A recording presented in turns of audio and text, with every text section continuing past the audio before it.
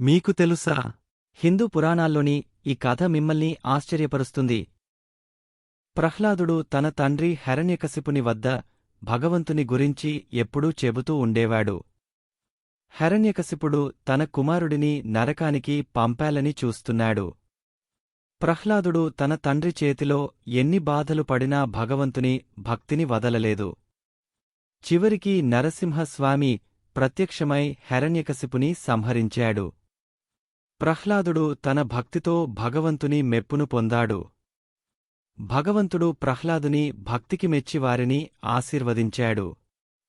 ప్రహ్లాదుని కథ భక్తి యొక్క గొప్పతనాన్ని తెలియజేస్తుంది. మనం కూడా ప్రహ్లాదుని లాగా భగవంతుని భక్తితో ఉండాలని ప్రయత్నించాలి. భగవంతుని భక్తి మనలను ఎప్పుడూ రక్షిస్తుంది. ఇలాంటి తెలుగు పురాణ కథల కోసం సబ్స్క్రైబ్ చేయండి, బెల్ ఐకాన్ నొక్కండి.